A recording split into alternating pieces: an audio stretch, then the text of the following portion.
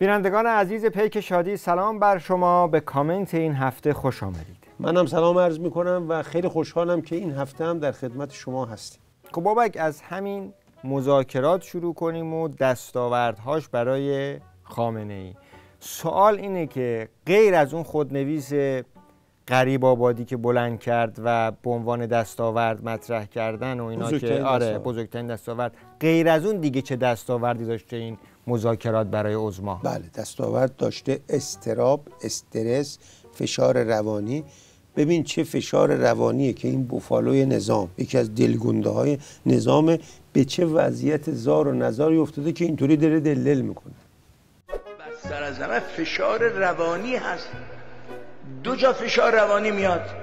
از یه طرف ثبات اقتصادی ما به هم میخوره، مردم دچار فشار روانی میشن، مذاکرات جلو رفت، مذاکرات عقب رفت، کم شد، زیاد شد، قوی شد، ضعیف شد، هی مرتب دغدغه، هی مرتب اضطراب، ناراحتی. پس پول اقتصاد ما چی میشه؟ و از اون طرف آقا دشمن از این مسئله سوء استفاده میکنه، مسئله مذاکرات رو بالا پایین میکنه. ببین چطوری دلش داره مثل سیر و سرکه میجوشه. ببین تازه اینو توجیه کردن که برو یه صحبتایی بکن که بسیجی‌ها اضطراب و استرسشون بریزه، ولی صحبتایی که میکنه بیشتر اضطراب و استرس رو داره صادر میکنه به اون بسیجی مفلوک، چون خوب میدونه که ته این مذاکرات یا خودکشیه یا مرگ و وضعیت عظما واویلاست. و که واویلا اگه ملت بریزن تو خیابون، بله واویلا تر و تموم. آقا چند سال این آخوندا دارن مذاکره میکنن؟ باور کن من از اون وقتی که یادمه اینا در حال مذاکرن.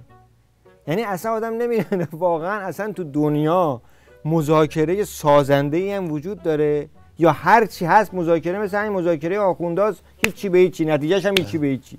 مذاکره سازنده وجود داره، هم به شرطی که یه طرفش آخوند و حقه باز نباشه. الان من به تو یه مذاکره غیر مستقیم نشون میدم که سازنده در عرض 30 ثانیه به نتیجه میرسه. چرا؟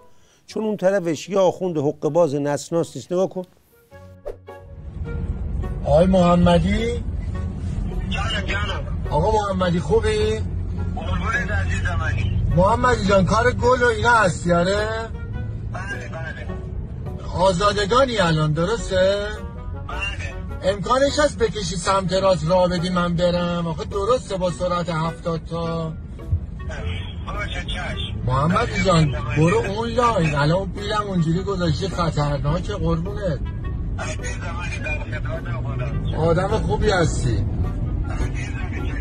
قربونت محمدی جان، خواهش میکنم خدا. ولی بابک دقت کردی چند وقتی هست که این جنگ و دعواهای درونیشون همچی بفهمی نفهمی فروکش کرده. ظاهرا خودشون هم فهمیدن که تو این شرایط بحرانی نباید زیاد به هم دیگه بپرن.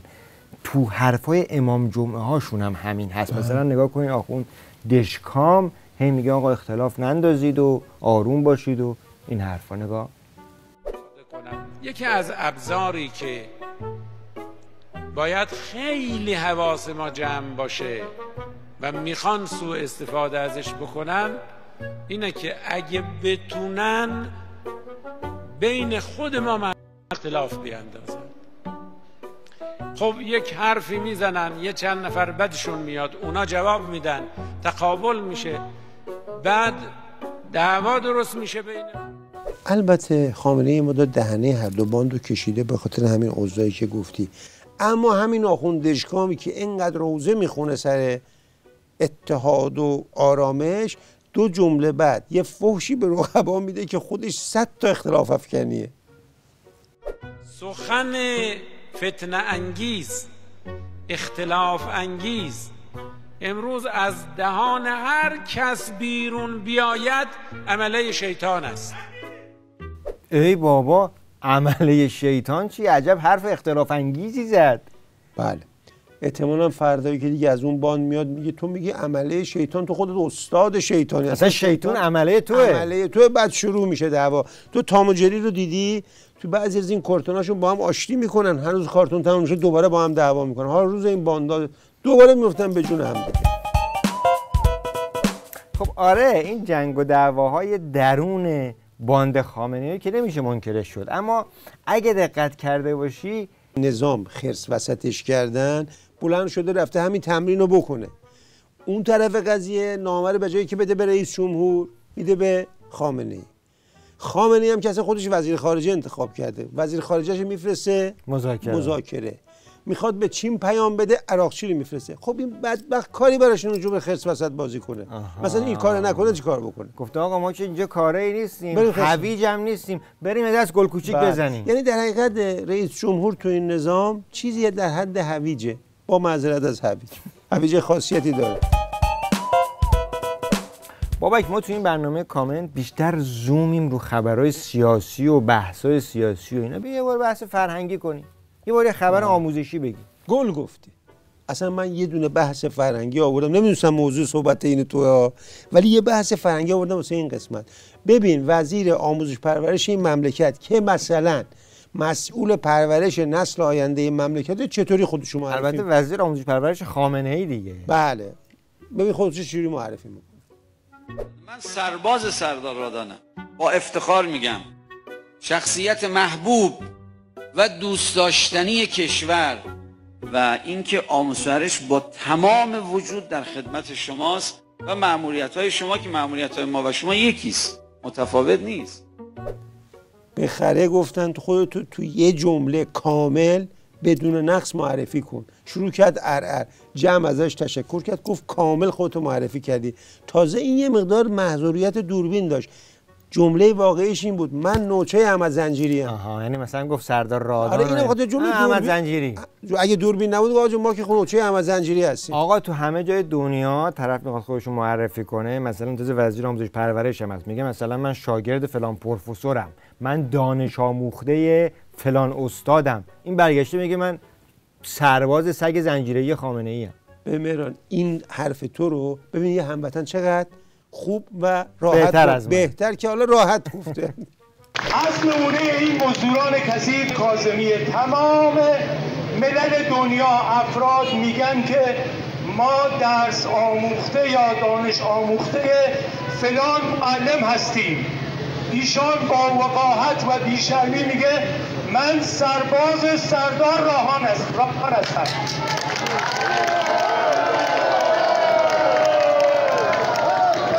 یک بار حیا نکردی آمدی آموزش پرورش تبدیل بکنی به میدان حوزه علمیه، پای آخوندها را باز کنی به میدان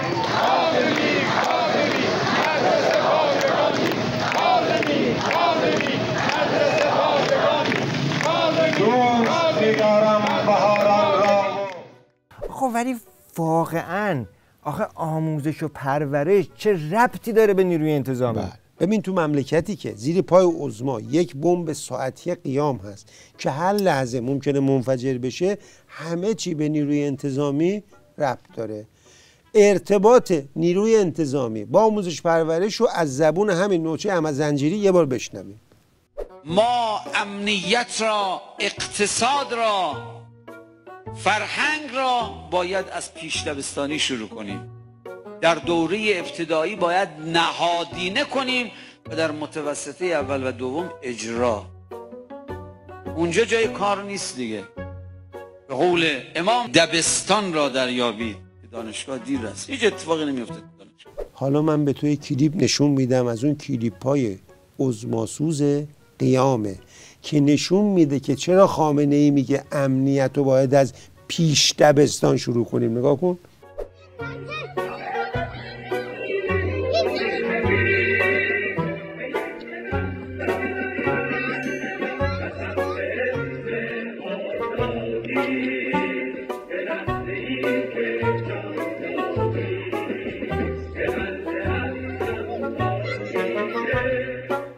آره دیگه، وقتی امنیت رو از پیش دبستانی شروع نکنن، اون وقتی که میگذره میشه دبستان، راهنمایی، بعد دبیرستان و دانشگاه، دیگه این صحنه میشه.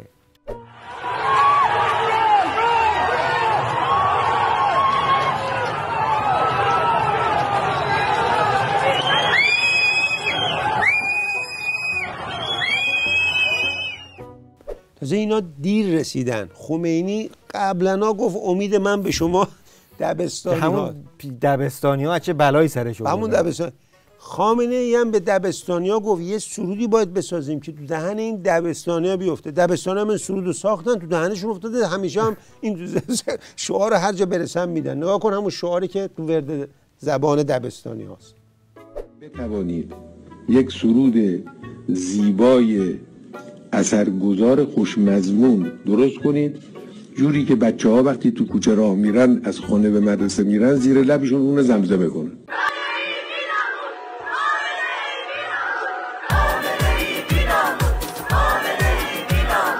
ولی فقیه منحوس دخیل میبنده بر روز، آخوند دزد و سالوس، شیطون رفته پابوس، آخوند دزد و سالوس، شیطون رفته پابوس. حالا ما علت ترس اینا از دبستانی ها و دانش آموزا رو متوجه شدیم، اما اینطور که پیداست قضیه بیخدارتر از این حرف هاست. ببین همین پاسدار رادان چی داره میگه. از این پس هر ساختمانی که میخواد ساخته بشه بایستی ملاحظات انتظامی درش باشه. این از امسال اجرا بله، امسال محکم دنبال میکنیم.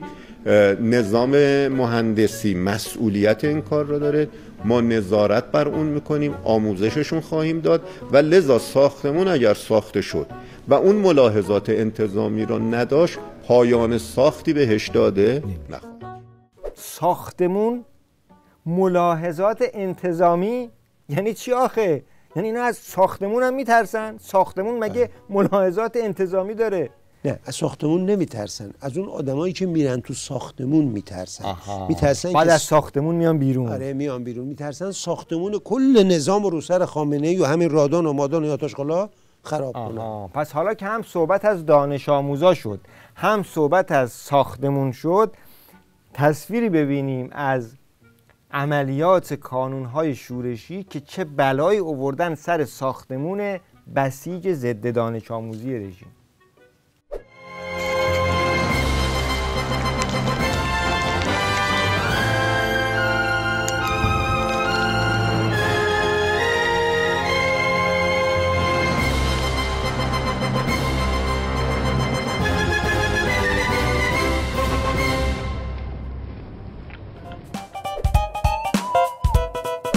رژیم بالاخره علت انفجار در بندرعباس رو گفت چی بوده یا نه؟ نه، به این صراحت و شفافیت نگفت، اما یه مسابقه 4 جوابی برگزار کرد. گفت به نظر شما، البته فقط ما رو بسیجی بود، به نظر شما علت انفجار چی بوده؟ گزینه 4 تا گزینه عبارت بود: الف سوخت جامد موشک، ب پرکلورات سدیم، 3 نیترات آمونیوم، 4 پای مرغ. تمام بسیجی‌ها دست دادن پای مرغ. پای مرغ؟ بله پای مرغ. بعد رو چه حساب اون وقت؟ رو این حساب.